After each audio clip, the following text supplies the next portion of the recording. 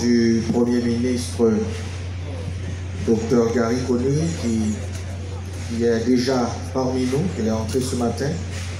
Et il m'a demandé encore ce matin de venir et de vous parler en son nom. Et permettez avant tout de saluer cette initiative qui marque un tournant décisif de la transformation numérique du pays. Il s'agit de la deuxième journée d'un atelier portant sur la transformation numérique. Mesdames, Messieurs, nous voici arrivés au terme de ces 2 journées d'atelier.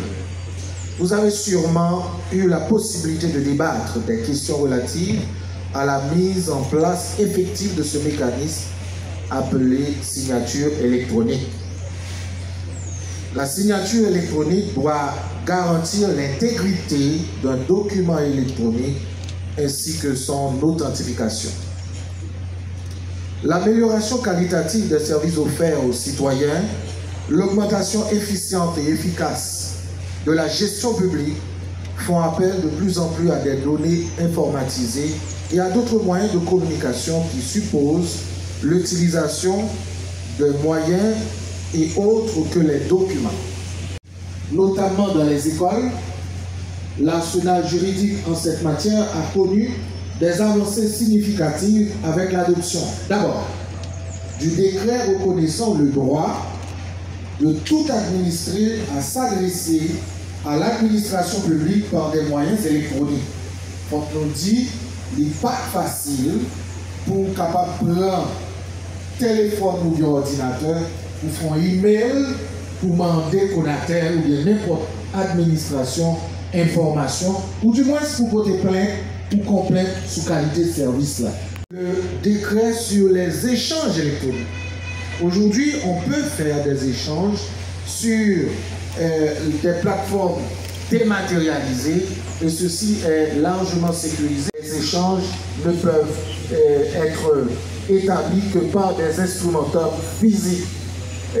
Là, il y a des avancées au niveau de la légalité. Finalement, le décret sur la signature électronique.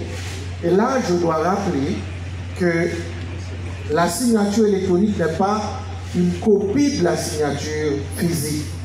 C'est ce que m'avait dit le directeur général de la CONATEL. Il y a tout un dispositif à adopter pour établir la signature électronique et en établir aussi l'authenticité. Donc, oui, avec ces 3 décrets, le droit haïtien en matière électronique a eu des avancées significatives. Cependant, le gouvernement est bien au fait que le cadre légal existant ne suffira pas pour parvenir à un système numérique fiable, pérenne, sécurisé et compétitif. Ainsi a-t-il inscrit dans les différents documents servant de cadre de référence de l'action gouvernementale la question de la gouvernance électronique. Et d'ailleurs, le ministre aussi l'a évoqué dans son discours que dans les feuilles de route du gouvernement, la question a été établie. Et on peut rappeler le renforcement du cadre légal d'utilisation des nouvelles technologies d'information et de communication dans les procédures judiciaires. Et ceci fait partie de la feuille de route du ministère de la Justice et de la Sécurité publique. La création d'une plateforme numérique pour la promotion de la destination touristique d'Haïti, qui fait partie de la feuille de route du ministre du Tourisme. L'accélération de la mise en œuvre du projet de guichet unique et le portail d'information pour faciliter les investisseurs, ça fait partie de la feuille de route du ministère du Commerce et de l'Industrie. Scolaire permettant aux élèves et aux étudiants d'accéder aux cours en ligne et à des ressources éducatives interactives. Il faut nous rappeler que Covid, là, en dépit du fait que c'était un bagage qui était bouleversé le monde, il te permet que le monde découvre d'autres alternatives par rapport au fonctionnement des administrations publiques et privées, notamment les universités, les écoles avec des cours en ligne. Malheureusement, le pays n'a pas qu'à faire avancer dans ça. Et le gouvernement mettait question ça sous table là et dans feuille de route. Le lancement par le Premier ministre de la plateforme numérique pour la gestion modernisée des agents contractuels au sein de l'administration publique le 2 septembre 2024, qui constitue un outil technologique à la pointe de l'innovation qui vise à valoriser les talents et les ressources au service de l'État.